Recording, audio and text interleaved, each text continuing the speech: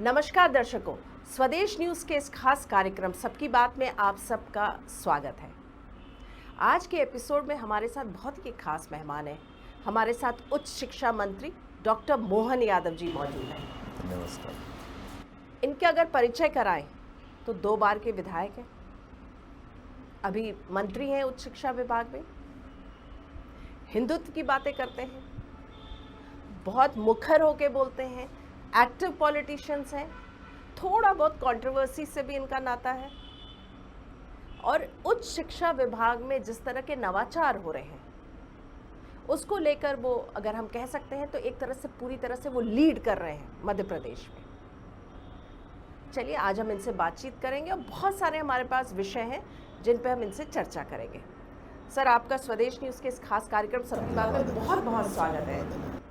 जैसा मैंने कहा, हिंदुत्व की बातें करते हैं, जाहिर तौर पे आप संघ से जुड़े रहे हैं, सालों से जुड़े रहे हैं, तो इन दिनों अगर जो हम बात करें लोगों जो कोर्स जो किताबें हैं उनमें बहुत सारे, अगर कांग्रेस कहेगी तो कहेगी हिंदुत्व एजेंडा को लागू किया जा रहा है, जैसे गीता की पढ़ाई है, रामायण की पढ़ाई, बहुत सारी चीज़ें लाई जा रही हैं। तो आप क्या कहेंगे इस पर? देखिए, शिक्षा का अर्थ ही ज्ञान, और ज्ञान परंपरा में आप उसको सीमित दायरे में करोगे तो ये उचित नहीं है। हम पहली बात तो ये कि हमारे यहाँ आदिकाल से दुनिया में भारत की पहचान एक शिक्षा के मंदिर के नाते से रही है। हजारों हजार साल से भारत की विश्व गुरु करके एक पहचान रही है। अगर हम 2500 साल पहले तक्षशिला, नालंदा, विक्रमशिला, 5000 साल पहले भगवान कृष्ण के लिए सांदीपनी आश्रम में शिक्षा दीक्षा, कौरव पांडव की गुरुकुल की शिक्षा, तो शिक्षा से आदिकाल से भारत की एक विशिष्ट पहचान रही है। ये अलग बात है कि काल के प्रवाह में अंग्रेज़ों के शासनकाल के दरमियान हमने शिक्षा को रोज़गार से जोड़ते हुए डिग्री से ही शिक्षा मिलेगी, और एक तरह से काले अंग्रेज पैदा करने वाली लॉर्ड मैकाले की शिक्षा नीति आ गई।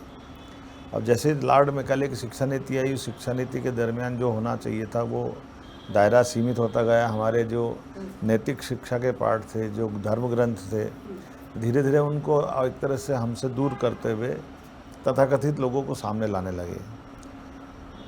होना तो ये था आज़ादी के तुरंत बाद शिक्षा नीति सही अर्थ में तभी लागू हो जाना चाहिए थी, लेकिन काल के प्रवाह में चलो जब जाके तब सवेरा, उन 2020 में नई शिक्षा नीति माननीय यशस्वी प्रधानमंत्री ने लागू की है, और दुनिया भर के 1-1.5 लाख से ज़्यादा सुझाव लेकर के सभी लोगों से परामर्श करते हुए नई शिक्षा नीति का जो प्रारूप बना है उसमें हमारे अतीत के उस गौरवशाली पृष्ठ को भी जोड़ने का प्रयास किया है, जिसमें हम अपने भगवान कृष्ण के मुखारबिंद से निकली हुई श्रीमद् गीता की बात हो सकती है, रामायण के रामचरित्र जी की, श्री राम जी का पूरा जीवन महर्षि वाल्मीकि जी ने अद्भुत उसको रचा है, और वाल्मीकि और के बाद तुलसीदास जी ने तो घर घर पहुँचाने के लिए उनने अपनी भाषा में जिस प्रकार से बात कही है, तो इसलिए ये सारी चीज़ों में अगर अच्छे पक्ष को लेकर के विद्यार्थी पढ़ना चाहे तो क्या दिक्कत हो सकती है। मुझे इस बात की प्रसन्नता भी है, संतोष भी है कि रामायण, गीता, महाभारत, इनको हमने पाठ्यक्रम का हिस्सा बनाया। इनमें खास बातों से जिनमें जो विद्यार्थी पढ़ना चाहे, वो इसमें सीखना चाहे, उनको मौका मिलेगा और ज्ञानार्जन का मौका भी मिलेगा। और जिस तरह से केंद्र ने मुगल जो हिस्ट्री है उसको एक तरह से हम कहें तो डिलीट कर दिया है, उसको आप किस रूप में देखते हैं? देखिए, मुगल हिस्ट्री कभी कोई डिलीट नहीं होती। हिस्ट्री तो अपनी जगह रहती है, लेकिन हिस्ट्री को बताया किस रूप में जा रहा है, इतना ही फ़र्क है कि अंग्रेज़ों ने अगर भारत पे शासन किया है तो भारत का शासन उनका अल्टीमेटली हमारी गुलामी का शासन माना जाएगा। अगर कोई इसको कहे कि नहीं अंग्रेज़ों ने आकर हम पे उपकार किया तो ये गलत बात है। ये उसी प्रकार से अतीत के जितने आक्रामक लोग रहे हैं, मुग़ल भी इंक्लूड है, तो मुग़ल ने भी हम पे आकर के आक्रमण किया है, हमको गुलाम बनाया है। तो गुलाम बनाया तो स्वाभाविक रूप से जो यहाँ का आज़ाद भारत है उसको क्या कहना चाहिए। अगर राणा सांगा की मुग़ल से लड़ाई हुई युद्ध में, तो राणा सांगा के साथ जो हुआ है हम उसको प्रमाण तो नहीं देंगे। हल्दी घाटी में अगर अकबर की लड़ाई मुग़ल से औरंगजेब के समय हुई है तो हम उसके बारे में क्या कहेंगे। अकबर के साथ में हुई तो ये शिवाजी की औरंगजेब के साथ में हुई, इधर अकबर के साथ में हुई। तो अगर हम शिवाजी का साथ नहीं देंगे, अगर हम औरंगजेब से ये जो तथाकथित जो कश्मीरी ब्राह्मणों का मतांतरण करने के लिए जो उन्होंने अभियान चलाया, अगर हम उसकी सही परत सामने नहीं रखेंगे तो शिक्षा थोड़ी हुई। तो जो सही है वो आने के लिए, तो मुगल ने आकर के भारत में बहुत भला कर गए ऐसा नहीं है। मुगल ने अपनी सत्ता बनाई, लेकिन सत्ता बना के क्या किया उनने, तो जो व्यवस्था उनने की है, रानी दुर्गावती का अगर बलिदान हुआ है तो हमारे जबलपुर के पास किसने किया है? आसिफ खां तो है ही, जो अकबर का सेनापति है। तो अगर वो हमारी रानी दुर्गावती का एक तरह से राज्य का अपहरण करता है, रानी को बलिदान देना पड़ता है, तो उस बलिदान के लिए अगर सही तथ्य नहीं आना चाहिए सामने क्या? अगर हम अभी मध्य प्रदेश की बात करें उच्च शिक्षा में, तो आपने एडमिशन प्रोसेस में बहुत सारे नवाचार किए हैं, तो उसके बारे में थोड़ा हमारे दर्शकों को बताएं।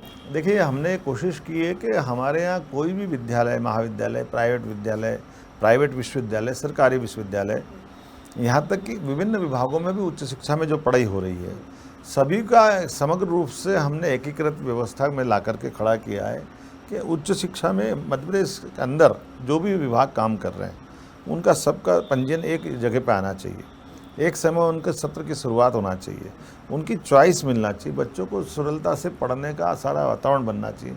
इसीलिए हमने इसमें बहुत सारे मोर्चों पे काम किया है और नए सत्र की शुरुआत की है। 25 तारीख से आने वाले हमारे नए सत्र के लिए बच्चे पंजीयन भी कर पाएंगे, उसी दिन संभवतः रिजल्ट भी आएगा और उसी के बाद से अलग अलग कोर्स के लिए वो अगला अपनी जिसको जाना है, जिस कॉलेज में एडमिशन है वो एडमिशन ले सकेंगे। सरलीकरण करने की कोशिश की है, सरलीकरण भी करने की कोशिश की है और केंद्रीकरण करने की कोशिश भी की है और उनका पंजीयन करने की कोशिश की है।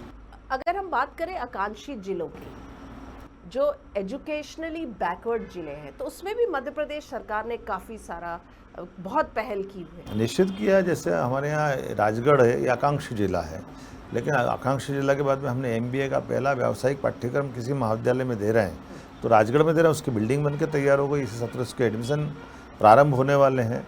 इसी प्रकार से आकांक्षी जिले सहित हमने तो सभी क्षेत्रों में, खास करके वनवासी बेल्ट में, आदिवासी बेल्ट में और जो आर्थिक रूप से पिछड़े ज़िले हैं उन जिलों में भी समान रूप से हम ध्यान दे करके सब में गुणवत्तापूर्ण शिक्षा कैसे मिले, सभी प्रकार के संसाधन कैसे मिले, स्टाफ पूरा कैसे रहे, कोर्स सब प्रकार से पढ़ाए जाए।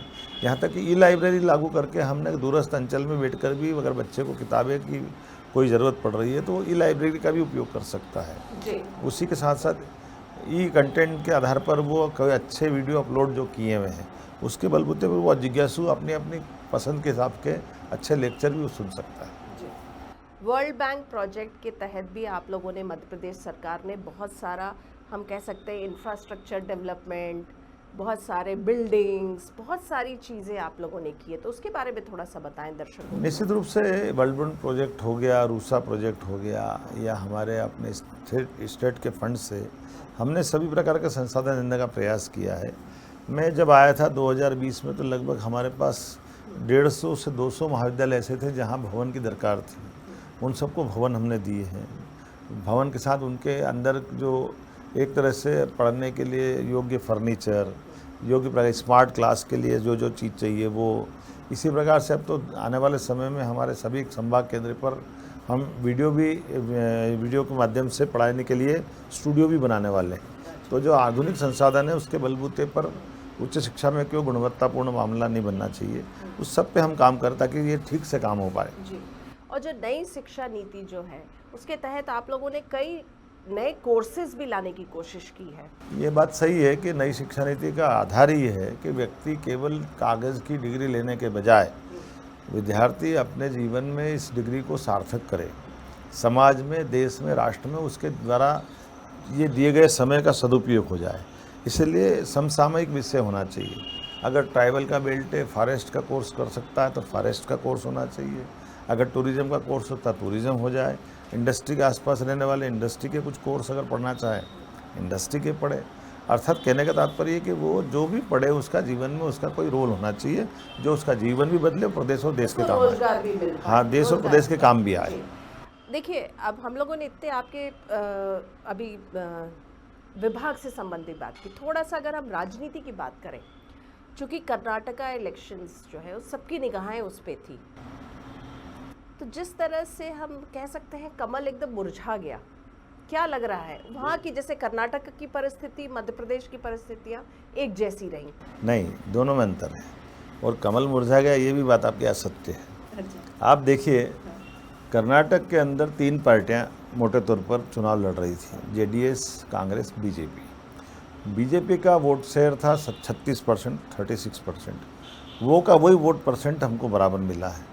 ये लगे कि 5% वोट परसेंट जेडीएस का डाउन हुआ, और जैसे ही 5% वोट बैंक उनका डाउन हुआ, वो पलट के शिफ्ट हुआ कांग्रेस में। तो चूंकि कांग्रेस में शिफ्ट हुआ तो कांग्रेस को स्वाभाविक रूप से उसका लाभ मिलना चाहिए था। कांग्रेस को वो 5% के कारण से कांग्रेस की सीटें बढ़ी है, बीजेपी की सीटें वोट परसेंट के कारण नहीं घटी है। लेकिन ये होता ही है राजनीति में कि हमको अपने इस लोकतंत्र की खूबसूरती भी है, हम अपनी बात करेंगे, वो अपनी बात करेंगे, जो परिस्थिति होगी करेंगे।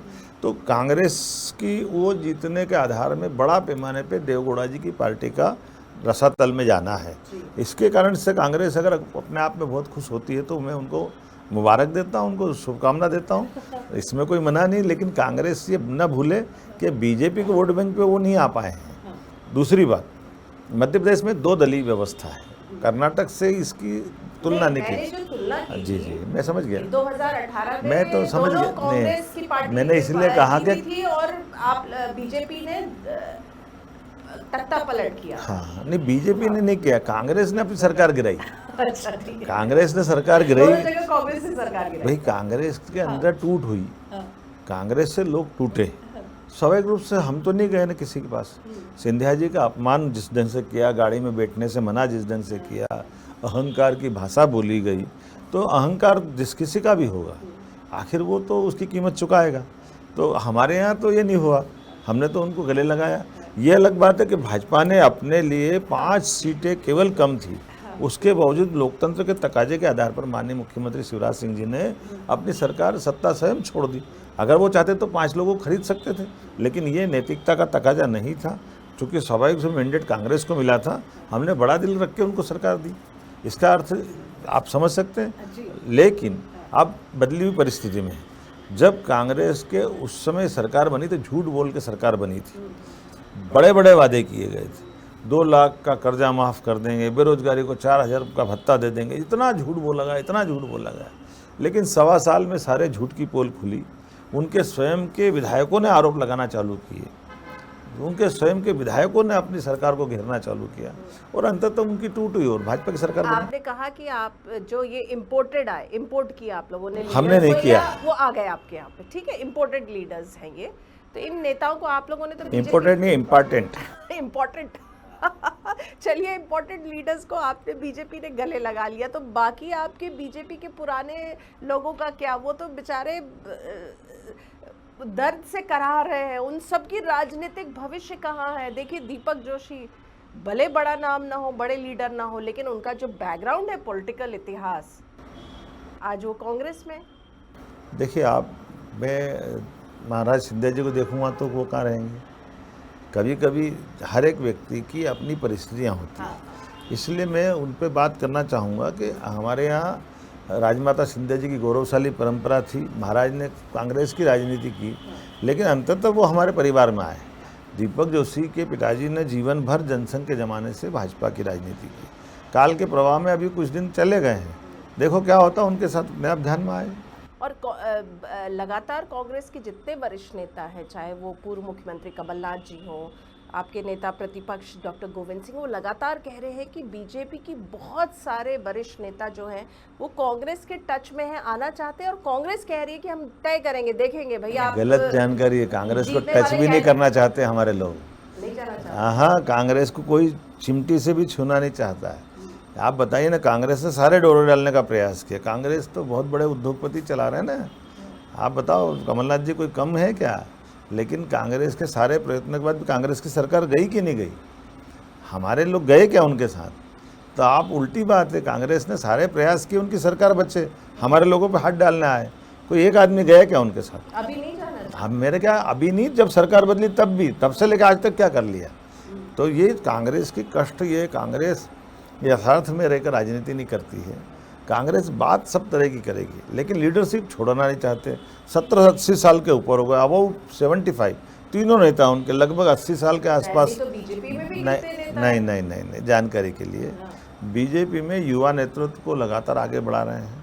हमारे बुजुर्गों का भी सम्मान है, हमारे वरिष्ठों का भी सम्मान है। ये एकमात्र पार्टी है भाजपा है। और समय रहते आज हमारी लीडरशिप मंडल से लेकर प्रदेश तक एवरेज बिलो 60 हो गई। आप देखिएगा, माननीय प्रधानमंत्री जी ने स्वयं ने भी और बाकी प्रदेश में भी अबव 75 कोई हो तो बता दीजिए। तो इसका अर्थ क्या हुआ कि नई लीडरशिप खड़ी करना, और गंगा का पानी निर्मल और अच्छा इसीलिए कि गंगा का प्रवाह बना रहता है। लोकतंत्र की खूबसूरती भी यही है कि वो प्रवाह बनाए रखे। यही कारण है कि कांग्रेस में 2 कदम आगे 1 कदम पीछे उलझने की स्थिति, चाहे कर्नाटक हो, राजस्थान हो, छत्तीसगढ़ हो, हर जगह झगड़े, हर जगह कोई डिसाइड करना मुश्किल है। तो मैं उनके घर के झगड़े, ये वो उनको मुबारक हो, लेकिन मेरी पार्टी की आपके विशेषता घर के झगड़े बीजेपी के, क्योंकि इस बार जो है बीजेपी के कितने वरिष्ठ नेता है वो कहते हैं कि इस बार का जो विधानसभा चुनाव मध्य प्रदेश का है वो बीजेपी वर्सेस बीजेपी है। कैसे? जो ये आए हैं लीडर्स नए, जो कांग्रेस से आके बीजेपी में आ गए, और आपके पुराने, तो जो जितना जो अंदर में है आपके ही बीजेपी में ही बीजेपी के कैंडिडेट को भीतरघात से सबसे ज़्यादा जो है वो दिक्कत है। देखिए, मैं इस पे इस टाइप से बोलना चाहूँगा कि ये आप लोगों का आकलन है। नहीं, ये आपके ही वरिष्ठ नेता बताते हैं। मेरा निवेदन ये है कि अभी इन सारी बातों को बोलने से कोई फ़ायदा नहीं है। हमारा अतीत आज तक का है कि हमारे यहाँ भाजपा से, उसके पूर्ववर्ती जनता पार्टी से, उसकी पूर्ववर्ती जनसंघ से किसी भी बड़े छोटे नेतृत्व के आधार पर पार्टी के अंदर कभी टूट नहीं होती है। हमारा कैडर इतना मजबूत होता है, हमारी ट्रेनिंग इतनी पक्की होती है, हमारी आइडियोलॉजी के बलबूते पर हम ये सारी चीज़ों को बहुत स्मूथ वे में निपटा जाते हैं। ये तो कांग्रेस है कि कांग्रेस के 26 टुकड़े हुए, सारी ABCD खत्म हो गई, इतनी कांग्रेस की टूट हुई। आप बताइए कभी हमारी पार्टी में ऐसी होता है? तो ये कांग्रेस के स्टाइल हम पे कभी लागू नहीं हो सकता। लागू नहीं होती है। अभी मंत्रिमंडल विस्तार की बहुत चर्चा चल रही है। कहाँ चल रही है? नहीं चल रही। ये तो माननीय मुख्यमंत्री का पार्टी का अधिकार, जिस दिन चाहे कर लें। इसमें चर्चा का विषय ही नहीं, जिस दिन जो चाहे। चलिए, और उसके बाद जब विधानसभा इलेक्शंस में अगर गुजरात मॉडल लागू हुआ, क्योंकि एंटी इनकम्बेंसी एक फैक्टर तो इम्पोर्टेंट है, बहुत सालों से आपकी बीजेपी की सरकार है, वही मुख्यमंत्री, वही चेहरा, वही सारे मंत्री, आपको लगता है अगर गुजरात मॉडल लागू हुआ तो क्या होगा? बहुत सारे जो नए फेसेस आ जाएंगे, पुराने फेसेस अगर ना रहें तब? देखिए, 2 बातें एक साथ तो नहीं चल पाएगी ना। हमारे लिए, हम जिस तरह से हमारी पार्टी की विचारधारा, हमारा काम करने का तरीका है, गुजरात भी हमारा, मध्य प्रदेश भी हमारा, दिल्ली भी हमारा, तो ये वरिष्ठों की बात है और उनके लिए छोड़ दें। ये इस पर हम क्या टिप्पणी करें? आप हिंदुत्व की बातें करते हैं, बहुत एग्रेसिव लीडर आप माने जाते हैं। हालांकि आप 2 ही बार के विधायक हैं, पहले बार के मंत्री हैं, लेकिन आपने अपनी एक छवि बना ली है। कम समय में एक छाप आपने कह सकते हैं छोड़ा है, लेकिन कई बार जो है कंट्रोवर्सी भी आपके साथ हो जाती है। कई बार आपके जो है बयान ऐसे आ जाते हैं, कई बार आपके जो आसपास के कर्मचारी हैं उनके ऊपर कुछ आरोप लग जाते हैं। तो ऐसे में आप कैसे मतलब चीज़ों को हैंडल करते हैं? देखिए, दोनों बातें कभी नहीं हो पाएगी। जब आप राजनीतिक क्षेत्र में रहते हैं तो कई क्षुद्र स्वार्थ के लिए लोग स्टोरी बना लाते हैं। अब मैं उन स्टोरी बनाने वालों का तो कुछ नहीं कर सकता हूँ, लेकिन इन सारी बातों में अगर आप देखेंगे तो मैं अपनी और अपने विचार की, अपनी पार्टी की, अपनी सरकार की साख के साथ कोई कॉम्प्रोमाइज़ नहीं करता, इसलिए मेरे स्ट्रॉन्ग एक्शन भी होते हैं। आपने देखा होगा कि अभी लेटेस्ट में जैसे हमारे यहाँ एक OSD हमारे संचालनालय का था, तो आपकी मीडिया ने तथाकथित बताते हैं मेरा OSD निजी है, मेरा नहीं है, मेरे मंत्रालय का भी नहीं है, मेरे डायरेक्टरेट के भी नहीं, संचालनालय का है, और वहाँ से वो OSD था, और जिस दिन उसकी कोई घटना आई उसी दिन सस्पेंड हुआ। तो इतने बड़े मामलों में जब हमारे 10,000 से ज़्यादा अधिकारी कर्मचारी काम कर रहे हैं, तो कोई एक भी गलती करता तो हम सेम डे उसको सस्पेंड भी करते हैं और उसको टर्मिनेट भी हमने किया, और माननीय मुख्यमंत्री जी ने शाबाशी भी दी। तो ये चीज़ों तो हम कभी बर्दाश्त नहीं करते, और इसी आधार पर कोई भी अगर कोई इसको कंट्रोवर्सी कहेगा तो मैं 10 बार मानने को तैयार हूँ। अगर कोई गलत करेगा तो उसको बर्खास्त करना, बाहर करना, ये हमारा काम है। हम वो लोग नहीं है कि कांग्रेस की तरह आंदोलन कर रहे हैं अपनी सरकार के खिलाफ, मंत्री और मुख्यमंत्री उस पर कुछ बोल रहे हैं और वो जमाना तमाशा देख रहा है, तो ये हमारी भाजपा में संभव नहीं है। भारत जोड़ो यात्रा का आपको लगता है असर मध्य प्रदेश में दिखेगा आने वाले चुनाव में? क्योंकि देखिए कर्नाटक में उसका फायदा तो मिला कर्नाटक चुनाव में। ये गलत फहमी है। अच्छा। हाँ, मैंने आपको फिर कहा, अगर ये इस मुगालते में है तो बहुत अच्छी बात, इनको मुबारक है। आप अंदाज लगा लीजिए, कर्नाटक चुनाव तो छोड़ दो, जब भारत जोड़ो यात्रा चल रही थी तब गुजरात चुनाव चल रहा था। अब आप गुजरात में राहुल गांधी का असर क्यों नहीं मानते? क्या गुजरात देश से बाहर है? जब आपकी आज तो यात्रा नहीं चल रही थी कर्नाटक, जब यात्रा चल रही थी तब उसका असर नहीं पड़ा, तो यात्रा गुजरने के बाद क्या असर पड़ जाएगा? वैलिड पॉइंट है आपका। भाई गलत फहमी ये है केवल कांग्रेस को। मैंने फिर कहा 5% वोट बैंक उनका डाउन हुआ जेडीएस का, इसका लाभ कांग्रेस को मिल गया। तो राहुल गांधी के सिर पे सेहरा बांध रहो, और राहुल गांधी जब पदयात्रा निकाल रहे हैं और हम हार रहे हैं, गुजरात कांग्रेस हार रही है, तो फिर क्या होगा? हिमाचल जीत रहा तो उनका, और कांग्रेस गुजरात हार जाए तो कांग्रेस गुजरात का कोई, ना सोनिया गांधी, ना राहुल गांधी, ना प्रियंका गांधी, कोई उसका श्रेय नहीं लेना चाहती। तो जीत का श्रेय ले तो हार का भी तो लो भाई जी। और मध्य प्रदेश चुनाव की अगर बात करें तो यहाँ पे कांग्रेस का चेहरा कमलनाथ जी हैं। ये वही चेहरा है जिसके हाथ से सरकार फिसल गई थी, लेकिन वही है चेहरा।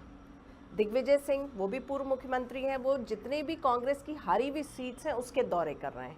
कमलनाथ जी लगातार जो है सर्वे करा रहे हैं, मीटिंग्स कर रहे हैं।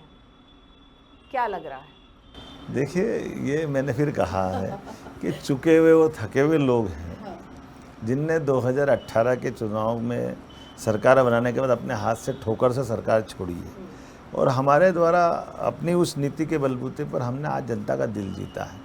तो जब उनकी उस समय की स्थिति को वो नहीं चला पाए तो आज क्या कर पाएंगे? स्वाभाविक रूप से मेहनत तो करना चाहिए, और लोकतंत्र की खूबसूरती है, क्या दिक्कत है? लेकिन रिजल्ट नहीं आने वाला है, ये जीत नहीं जीत सकते, सरकार भी नहीं बना सकते, ये केवल सपने देख सकते और अपने कार्यकर्ता को भरमा सकते। और बीजेपी में आप लोगों का चेहरा कौन होगा? नहीं, बीजेपी में हमारे चेहरा है ही। अभी हमारे लिए तो सबसे बड़ा चेहरा भारतीय जनता पार्टी का कमल का फूल है। हमारे सब कार्यकर्ता कमल के फूल के लिए लड़ते हैं। यहाँ स्टेट में लीडरशिप है, माननीय शिवराज सिंह जी है, माननीय वी.डी. शर्मा जी है, माननीय नरेंद्र मोदी जी, नड्डा जी, अमित शाह जी, सब लोग है। हमको कोई परेशानी नहीं, लेकिन इसके बावजूद भी हमारे चुनाव चिन्ह में हम कमल के फूल को ही लेके जाते हैं, और उसके बलबूते पर हम चुनाव का रिजल्ट में अपना प्रदर्शन और अपनी सफलता भी पाते हैं। कांग्रेस का कहना है महंगाई, बेरोजगारी, किसानों की समस्या, ये तीन जो है अहम इशू रहेंगे इस बार के चुनाव में। देखिए, कांग्रेस जो आपकी सरकार पूरी तरह फेल हो चुकी है, ये कांग्रेस का एक दीवा सपना है। आप बताइए, महंगाई का तो रेशो आपने देखा है, महंगाई आज निम्नतम स्तर पर आई हुई है। महंगाई का कहाँ असर आया है? अपने यहाँ देश के दो उदाहरण देख लो। बगल का पाकिस्तान, जहाँ 280 रुपये किलो आटा मिल रहा है और भीड़ में लग करके भी आटा नहीं मिला, लोग मर रहे हैं। माननीय प्रधानमंत्री जी की कंट्रोल की दुकान पे बिना पैसे के 3 साल से अनाज दिलवा रहा है, और इस साल भी 2 लाख करोड़ रुपए रखा है, केवल पिसई का पैसा लग रहा है। गलतफहमी, महंगाई वाला मुद्दा कहीं नहीं है। दूसरा, आपने किसानों की बात कही तो 5 हार्स पावर पे आज भी मध्य प्रदेश सरकार 51,000 रुपये की सब्सिडी दे रही है। किसान केवल 3700 रुपये जमा कर रहा है। किसान के खाते में हर साल 10,000 रुपये आ रहे हैं। ये कैसे आ रहे हैं? माननीय प्रधानमंत्री, माननीय मुख्यमंत्री के द्वारा 6 और 4,000 की राशि जो दे रहे हैं उसके पैसे आ रहे हैं। लाडली बहना का पैसा आ रहा है। तो ये जो इतने पैसे आ रहे हैं, ये कहाँ से आ रहे हैं? ये सरकार के साथ कदम से कदम मिला करके सरकार के लोक हितैषी, जन हितैषी, गरीब के जीवन में बदलाव लेने वाले निर्णयों के कारण से आ रहा है, और उसका लाभ हमको मिलेगा। सरकार के आधार पर हम सरकार नहीं चलाना चाहते, लोगों का जीवन बदले इसलिए सरकार चलाना चाहते हैं। आम आदमी पार्टी का कितना असर आप देखते हैं? पहले कितना था मेरे से, मैंने फिर कहा, आम आदमी की तो और पोल खुल गई।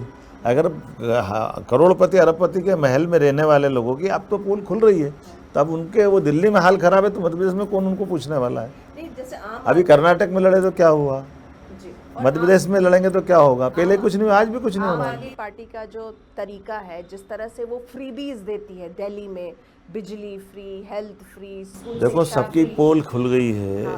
खास करके आम आदमी पार्टी के लोगों ने झूठ बोल बोल के जनता को भ्रम में डाल करके जो सरकारें बना ली थी, उनकी सरकारों की स्थिति दिल्ली में भी खुल गई है। उनके हर मंत्री जो प्रमुख बनते हैं उनको जेल में डलवा देते हैं, उनकी पार्टी में ही राजनीति चल रही है। अरविंद केजरीवाल जो सेकंड पे आता है उसको सबसे पहले रास्ता दिखा देते हैं जेल का। तो जनता देख रही, समझ रही, उनकी पार्टी के लोग भी समझ रहे हैं। तो मतलब आप बिल्कुल आश्वस्त हैं कि कमल का ही फूल खिलेगा मध्य प्रदेश में? बिल्कुल खिलेगा, और मेरे को सामने दिख रहा है कि न केवल 23 बल्कि 24 में भी हम जीतते दिखाई दे रहे हैं, और प्रचंड बहुमत से। जैसे 29 में से 28 सीटें हम जीते थे, इस बार 29 की 29 लोकसभा भी जीतेंगे। और इधर मध्य प्रदेश विधानसभा निश्चित रूप से 200 प्लस 100%। अच्छा, खैर वो तो आपका नारा है, नारा नहीं, यथार्थ है। हाँ। चलिए, अच्छी बात है, आत्मविश्वास से बिल्कुल लबरेज हैं आप। सर, आपने सबकी बात को अपना समय दिया, आपने इतने सारे, अगर हम कहें आपके शिक्षा विभाग से रिलेटेड, उसके बाद राजनीति, चुनाव, कांग्रेस, सब चीज़ से रिलेटेड आपने इतने बेबाक तरीके से बातचीत की। आपका बहुत बहुत धन्यवाद। आपका भी बहुत बहुत धन्यवाद, अच्छा लगा। और स्वदेश न्यूज़ धीरे धीरे लोगों में लोकप्रिय होता जा रहा है। मैं इसके और आगे बढ़ने की भगवान से कामना करता हूँ। आपको बधाई। धन्यवाद।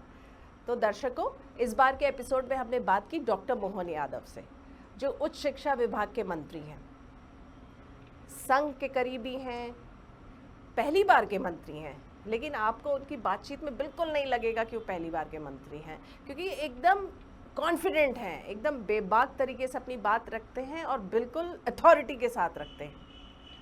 तो इस एपिसोड में बस इतना ही। अगले हफ्ते में एक बार फिर से मुलाकात करेंगे एक नए मेहमान के साथ। तब तक के लिए दीजिए हमें आज्ञा। नमस्कार।